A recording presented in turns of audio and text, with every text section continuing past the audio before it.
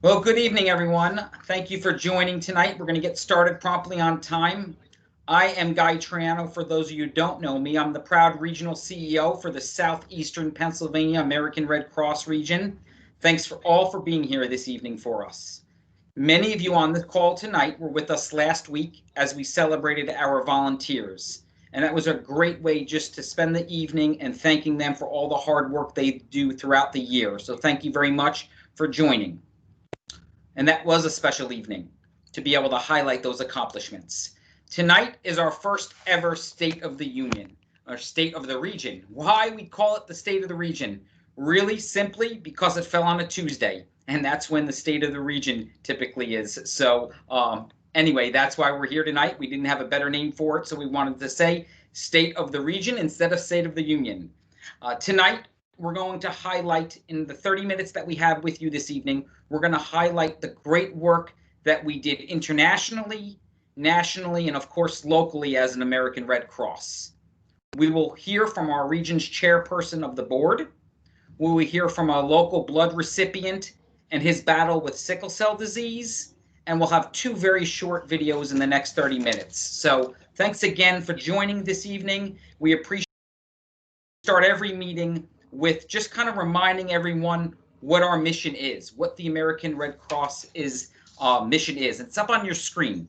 It's 25 words, and truly, it can't be a better 25 words that clearly states what our mission is. I break it into four departments. Prevents and alleviates human suffering. That's what we do. We help individuals, some of them at their darkest moments of time.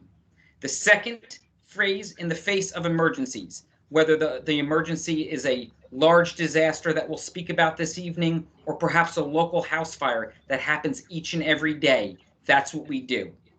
By mobilizing the power of volunteers, you'll hear at how much the volunteers do. In fact, 90% of what we do is because of the volunteers. We simply cannot do what we do without them. And then thirdly, and the generosity of donors. And those are donors, whether it be volunteers in giving up their time, whether it be the precious blood donors that roll up their sleeves and save 3 lives, or whether it be our financial donors that give their own worth to help us and to succeed and be able to handle the mission each and every day. So it's a strong mission statement, but one I wanted to share with it. Record-breaking disasters.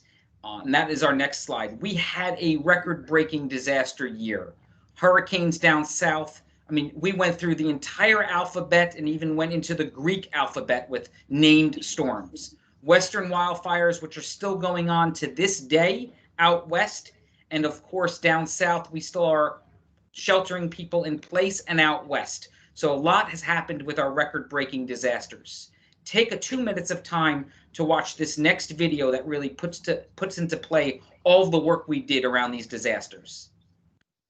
As the pandemic wears on, relentless and devastating disasters continue to upend lives across the country.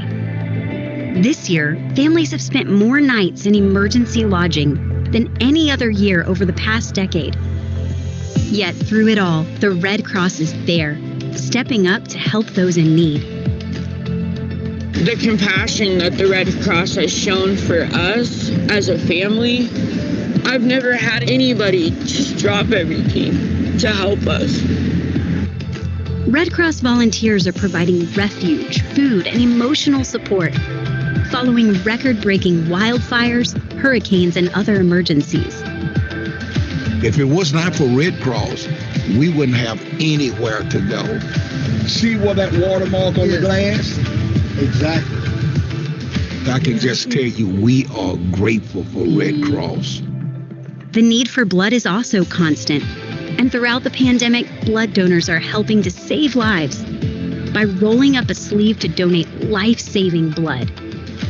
And thousands of COVID-19 survivors are helping too, by giving potentially life-saving antibodies through plasma donations to help treat those seriously ill.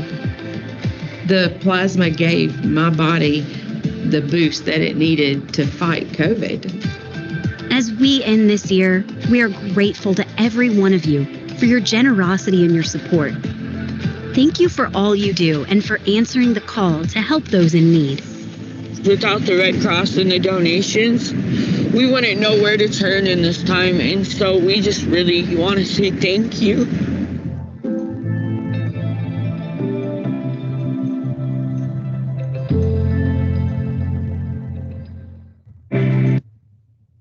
Thank you, Dave, for sharing that video. So there you have on your screen right now our 5 lines of service. The video really did highlight the disaster and the blood services. We changed a lot during COVID, specifically around sheltering with hotels for disasters to make it as safe as possible, and of course, keeping the blood supply as safe as possible.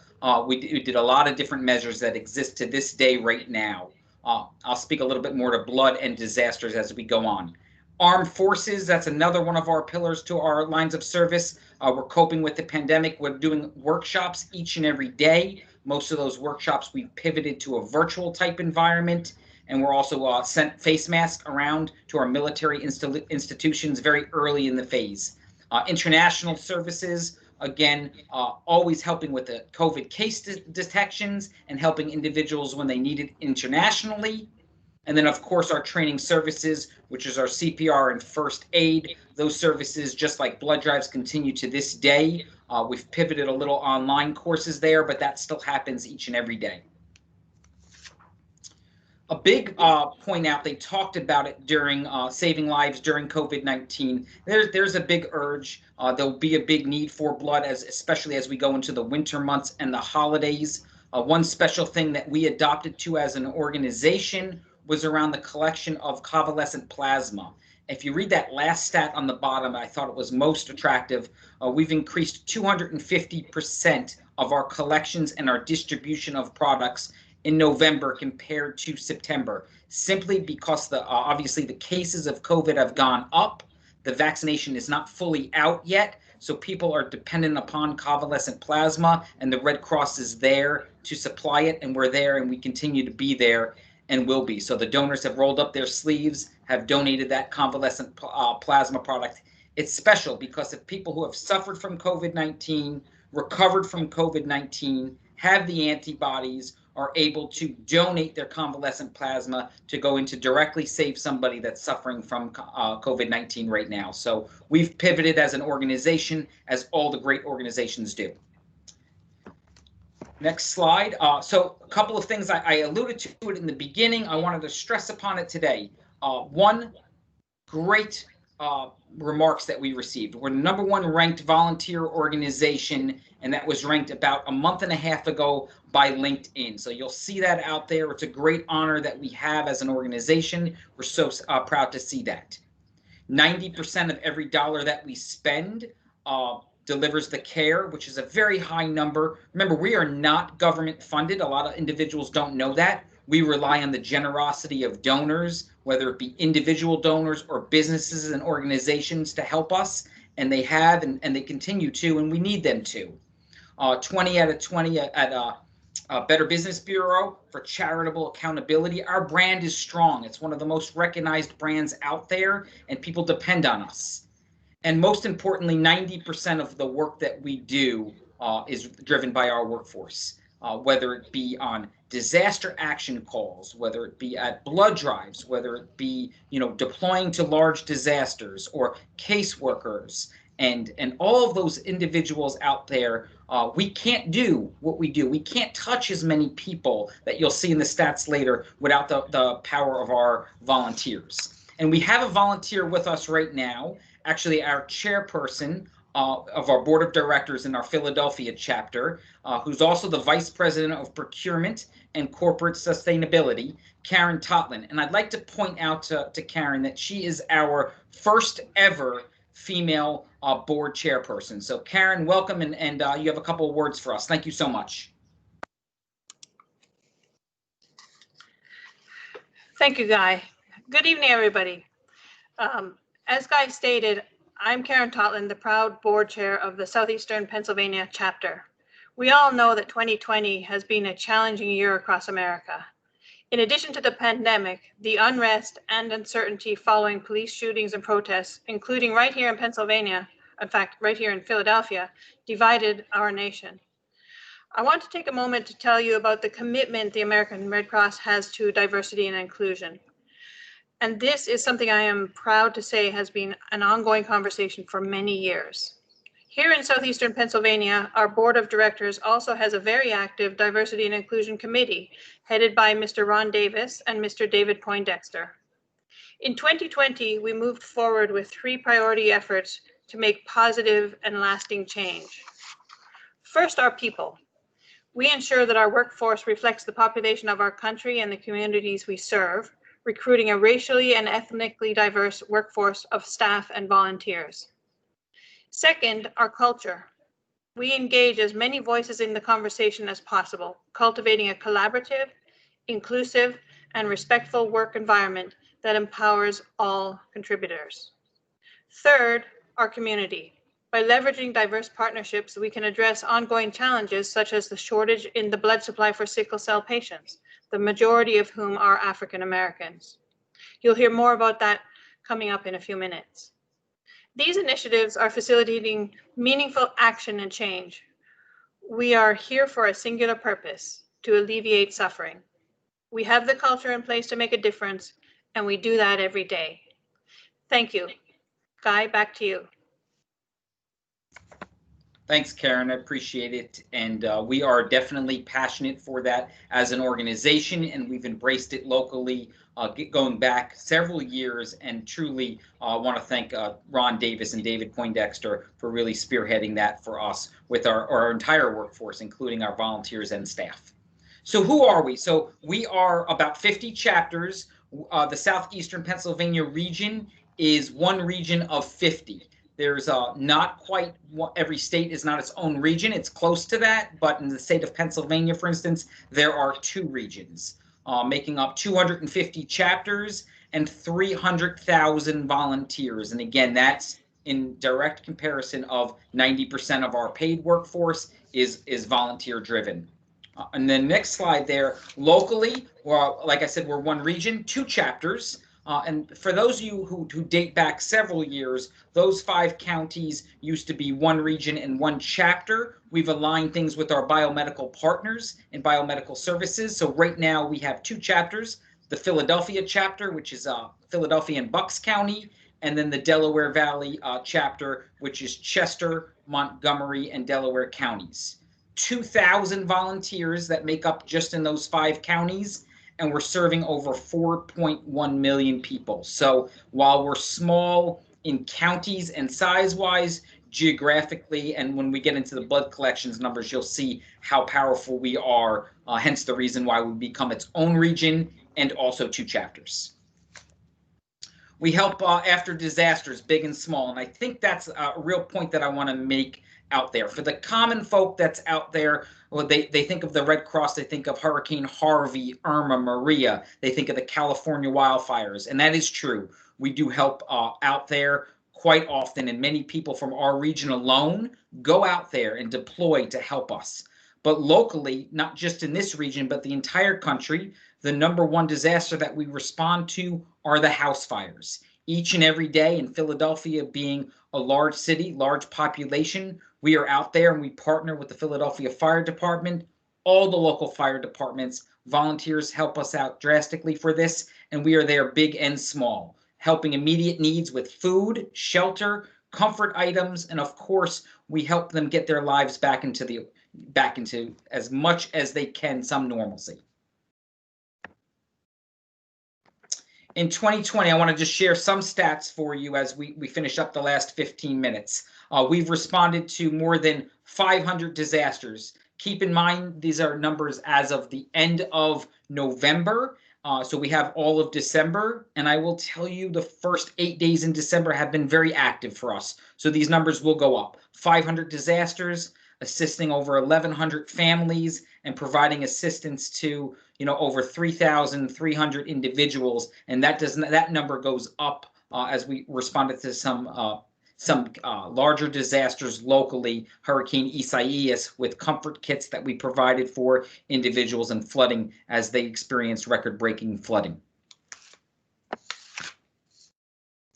We are supporting communities during COVID, especially in the beginning Obviously, we cared about our workforce, and as much as possible, even at our chapters. You can see I'm in my home office right now, so most of the staff is working remotely as we're trying to care for the workforce as much as possible and the safety of our workforce. But during this, we did partner with local food banks, and we did help them with distributing food and helping families, specifically in Montgomery and Chester counties. That happened throughout the pandemic.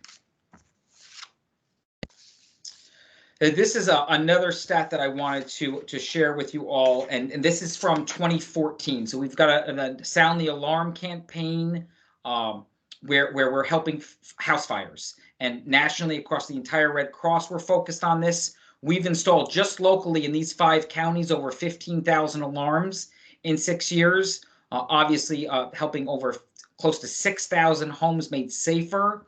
And we also educate individuals through our pillowcase project. Over 7,000 individuals were taught during our pillowcase project. I will put a plug in for that. We're doing that virtual pillowcase project virtually right now.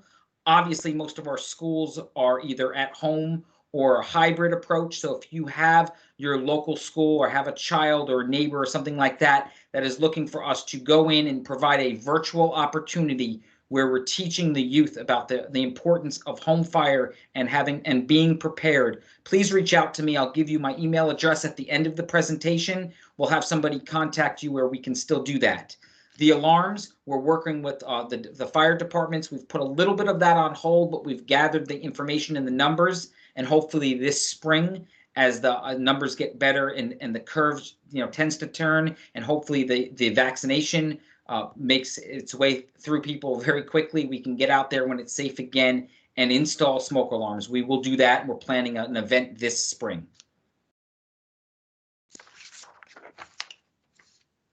Next slide. Perfect. And then our biomedical services, which many of you know is $2 billion of the $3 billion operation that we have here at the American Red Cross.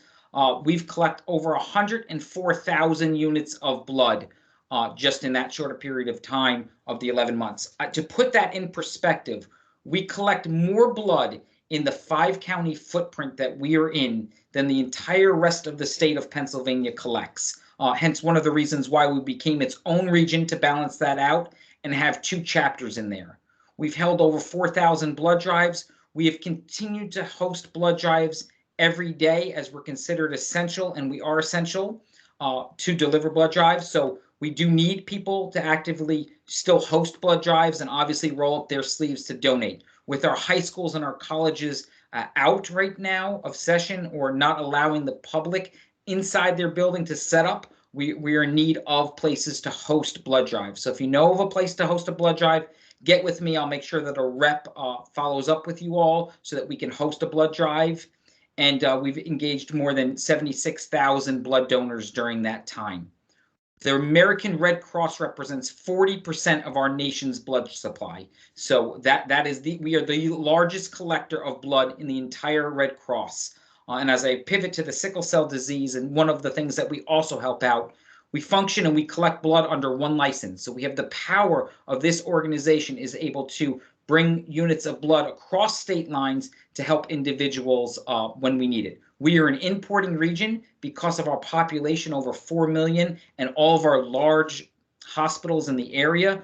All of your blood that donates here stays in this area because we obviously need blood products with our large hospitals. Sickle cell disease. It is a blood transfused to patients matched closely. And a couple of things. It impacts over 100,000 people, most of which are Black. We are encouraging donors of color to go out and donate. Their blood will go out to help people with sickle cell disease. And just to put a stat there, why? Because if an individual is the same color and it has the same background, it'll be a better match, and the body will be able to accept those the transfusion better, as the antibodies will talk to one another and absorb. So there's a large concentration of our sickle cell disease and our initiative across the country right now that we're focusing on it. That stat is mind-boggling. During COVID-19, we decreased our blood, Black blood donors decreased 15,000 from previous years because they didn't have the ability to donate at the schools, at the religious organizations because of COVID. We've got a real big focus on sickle cell disease as an organization. We've got task force staff, both paid and volunteer, that are educating individuals and going out there.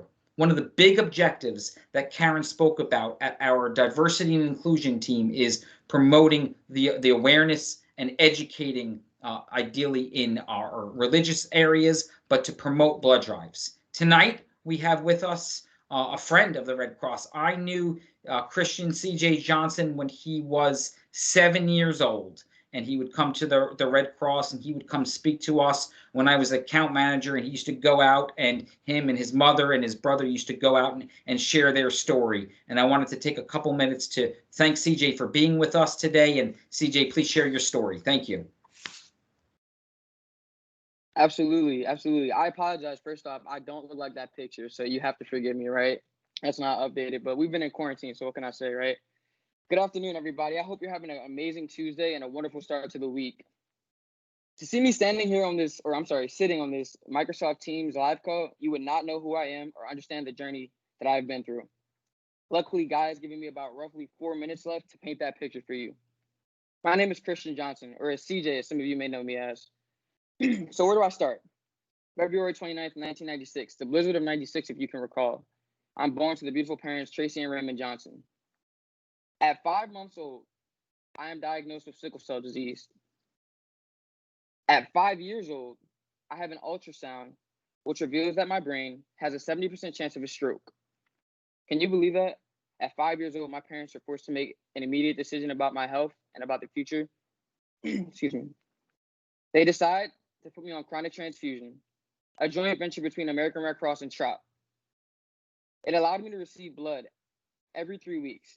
And I did this for every month, 3 weeks, every 3 weeks, just every 3 weeks. I did that from 8 years old. I did that from 5 years old up until 8. At 8 years old, I began a different process called apheresis. It's similar to dialysis, but it differs from a blood transfusion because they take your blood and spin it, allowing you to keep your white blood cells and plasma while giving you donor red blood cells. I did that from 8 to 16 years old. At 16 years old, I did a study called the STOP study, which allowed me to slow the intake of transfusion and begin to wean off that process and eventually become cognizant to a new treatment called hydroxyurea. From 16 years old up until today, I have been on hydroxyurea, and it is because of people like you and donors and people at CHOP who have helped me to make it to this point. To understand my journey, you will not understand all the pain that I've gone through, but what you can understand is the triumph and the happiness that I endure from realizing that I have sickle cell. Sickle cell does not have me. I have been able to do everything in life that I have done thus far. Good. I am 25 years old. I am healthy. I just got my first big boy job, if you will, coming out of college. I'm an everyday person. Like I said, sickle cell disease is something that I have. It does not have me. But it's because of people like you and donors and the American Red Cross and the Blue Tag program that me and children my age and younger than me and older than me are able to live the lives that they live, happy and healthy. So I thank you personally from the bottom of my heart. And I ask that you continue to tell a friend and tell others and educate others on this program and the good deeds done by the American Red Cross. I wish you a very happy and healthy and safe year. Thank you so much. CJ, thank you very much. And the picture looked great of you, and even on camera, you look great. It's honestly amazing to see CJ, and literally, I have watched him become the man that he is today over the 17 years that I've known personally, CJ. So thank you very much. We appreciate your story. I'm sure that we will be in touch with you. Have a happy holiday season, and thank you so much for being here. Thank you so much. Have a happy holidays. Take care. You too.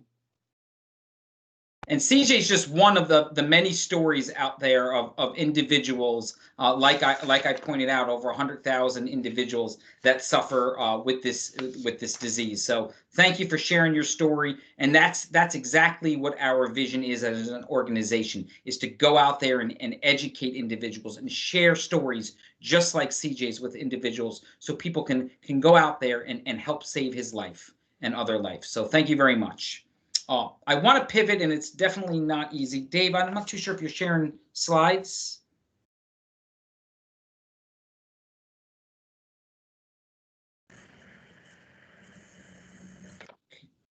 Can you see them, Clifton?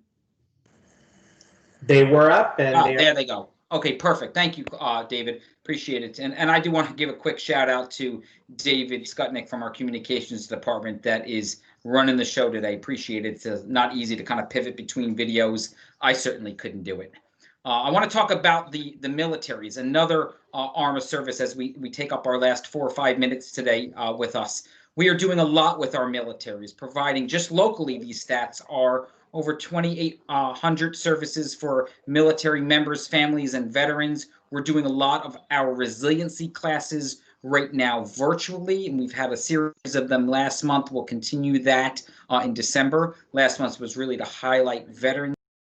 We have 2 VA hospitals in our footprint, one in Coatesville, and of course the large VA hospital in Philadelphia that we send virtual greeting cards to. We do paper greeting cards. We're there often and have a bunch of volunteers non-COVID that work out of that hospital for us, and we provide local families with support. And of course we have our phone number, our Heroes Network phone number, where individuals can help, and we're out there for our veterans, which are a big part of our area, specifically in these 5 counties.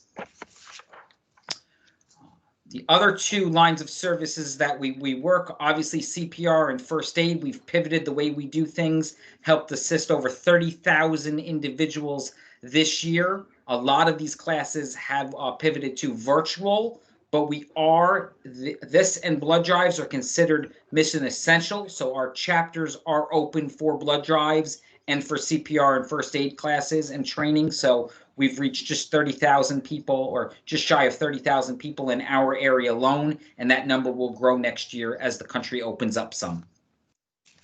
International services, and again, we're providing assistance during major disasters. We provide them financial assistance when they need there, and help them out. That's almost the same as what we do domestically. We do internationally when it comes to international services.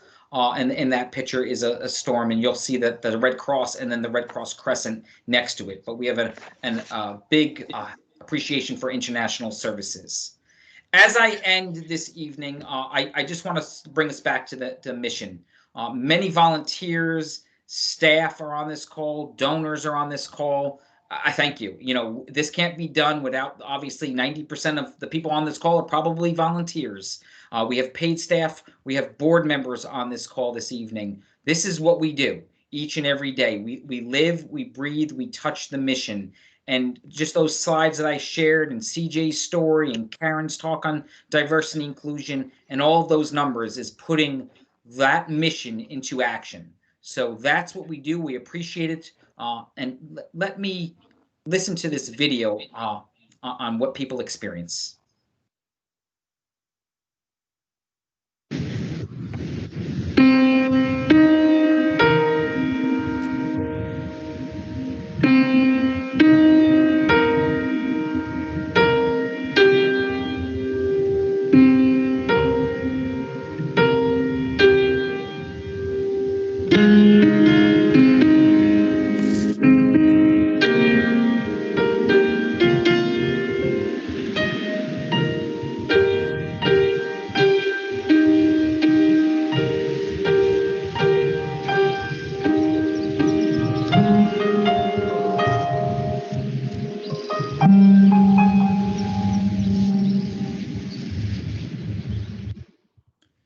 And with that, ladies and gentlemen, happy holidays. Please stay safe this holiday season.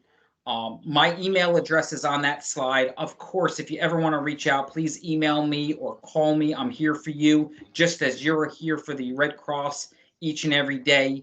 But most importantly, enjoy the holiday season, a happy 2021, and please remember to cover, to distance, and to clean. It's so important. We want you safe because we need you all. Thank you very much, and have a good evening.